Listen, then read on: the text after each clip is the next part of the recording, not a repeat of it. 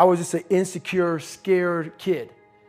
And the only way I could find myself was through putting myself through the worst thing possible. My biggest advice to give everybody in the world is, like I say, we live in an external world. Everything is you got to see it, touch it, it's external. If you can, for the rest of your life, live inside of yourself, stop listening to everything that makes no sense. All these insecure people putting their insecurities on you, you got to flush it out. You got to just be whoever the hell God or whatever the hell you believe in. If you believe in nothing but yourself, I don't care what it is. You got to take everything and throw it away. You have to believe in one thing, and that is yourself.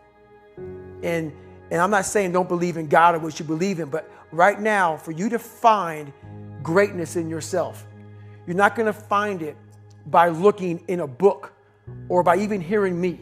I may give you the spark, but you've got to go inside yourself to find it. And that means you got to be quiet. Go in a room, stop talking, search your soul, search your mind, search your abilities, and you'll find it. But if you're not looking for it, you won't find it.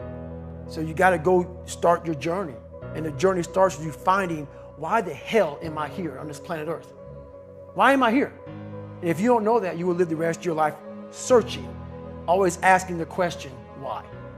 Well, it was pretty crazy for me. It took a while to get to that point where enough was enough. What happened, I came home one night from work spraying for cockroaches. And long story short, I turned on the Discovery Channel. I saw some guys going through Navy SEAL training. And they were going through Hell Week and they were getting their ass just beat. You know, in and out of the water, guys ringing the bell. They were just suffering. And I was weighing like 297 pounds. And I had to make a change in my life. You know, I was at an all-time low and I wasn't going anywhere. And I was exactly what everybody said I was going to be, which was nothing. So I had to make a change. No one was helping me out. My dad made my mom kind of irregular. So she worked 3 jobs, went to college full time, so she was never around. One time this person drew a picture of me and said, "We're gonna kill you," on my Spanish notebook. And I took it to my principal. And my principal said, "They spelled Niger." That was the best advice he can give me. So long story short, what I realized was no one was here to help me. I started shaving my head when I was 16 years old. And the feeling I had every morning when I looked in the mirror was horrible. And I didn't want to feel like that anymore. And how I felt was a kid going nowhere, a kid that was scared. And most kids will accept that and look for help. But the best thing that happened to me, no one helped me. No one felt sorry for me. No one looked at me and said, like this day and age, they'll take you in and they'll tell everybody, stop picking on this person. Back then, they didn't care. The KKK marched in our 4th of July parades. They had to stay 100 yards back, but they marched in it. Wow. That's how this town was. And my mom cared about me, but my dad took our soul. And she did the best she could. I had to figure out I wasn't going to be a punk kid all my life. So the only way I could turn it around was to suffer. I had to build calluses in my brain the same way I built calluses on my hands. So I broke the Guinness Book of World Records for pull-ups a long time ago, but I failed at it twice. And I did 67,000 pull-ups in trying to break this record. So to do 4,030 pull-ups, I had to do 67,000 for training for that. And so what I realized is for me to become the man I wanted to become, I saw myself as the weakest person God ever created. But I never blamed God for anything he did to me. So I wanted to change that to be the hardest man ever created. Am I that? I don't know, but you had to have a goal. Right. And my goal when I was sitting there, not going to school, being bullied, having no self-esteem, my goal was the only person that's gonna turn this person around is me. And the only way I can turn it around is put myself through the worst things possible a human being can ever endure. And that'd be the only way that I can build this brain to handle anything that comes in front of it, callousing my mind through pain and suffering. In the end, what would your advice be to that 16-year-old kid who's staring in the mirror, does not like what he sees, but is still running from adversity? Well, my biggest advice to him is that, first of all, he won't like what I say to him, because I'm going to say the exact opposite of what today's world is saying. So we read a bunch of books nowadays. As humans, we want to find out how to be someone else. What we don't do is we don't go inside. So literally turn yourself inside out. Read the book that's like we're writing a book every day of our lives, but we never read that book.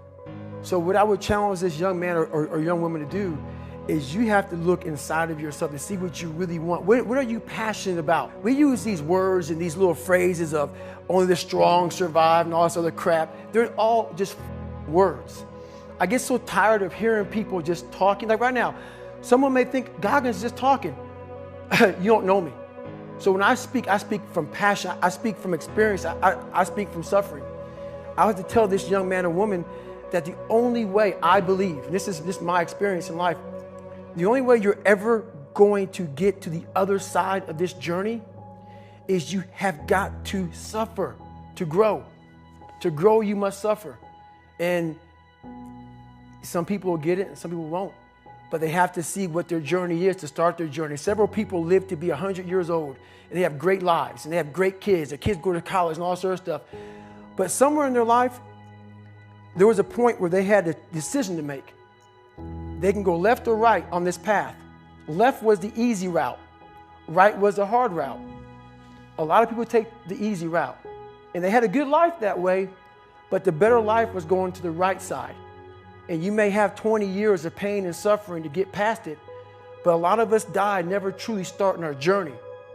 And I would tell this young person, you got to start your journey. It may suck, but it will come out the other side where you're coasting. Every day, we're seeing who we are as people. When I was growing up, I lied for people to accept me because I didn't accept myself. So I would make up stories so then you would accept me into your world. Everything I did was for someone else to like me. It wasn't until I started reading my own book about how pathetic I was as a human being. I can blame my dad. I can blame kids at school. I can blame having health issues, ADD, my mom not being around. Great mom, but she was doing her thing. Right. I could blame a lot of people. And that's the book I was reading. And I put it off on everybody else. It wasn't until I said, you know what? For me to fix this, I got to read what is wrong with David Goggins. Not blame anybody. Read my book and say, okay, I'm afraid of my shadow. How can I overcome that? Go in the military, get your ass kicked, do things you hate to do, be uncomfortable every day of your life. Roger that. I'm not the smartest kid in the world. Okay. Instead of somebody saying, oh no, you're smart. No, don't say that to yourself. I said to myself, no, I'm a dumb motherfucker. Okay, roger that. How you get smarter? Educate yourself. So the things that we run from the truth. We're running from the truth, man. So the only way I became successful was going towards the truth. As painful and as brutal as it is, it changed me. It allowed me to become, in my own right, who I am today. So hopefully I can help people that believe that they're much less than what they truly are. Help them find greatness in themselves. And greatness isn't running 200 miles at a time or doing 4,000 pull-ups or being a SEAL. Greatness is whatever the hell you dreamed of in your own mind. You got to first see it. You got to first create this vision in your mind. And then that's when I come into play. Once you create this vision in your mind, it's how am I going to get there now? And that's when I come into play. But first you got to create your own vision. And then it's not external. It's the vision created is inside of you. So until you create that, I'm nobody to you. I'm slowly writing a book right now. It's taking me 4 or 5 years because I have so many things to talk about. It's going to be probably several books. But the first book will probably be about my life story, how I came up, and a few lessons learned along the way. But, you know, I have so much to talk about, so much to say, just to give people a lot more than hope.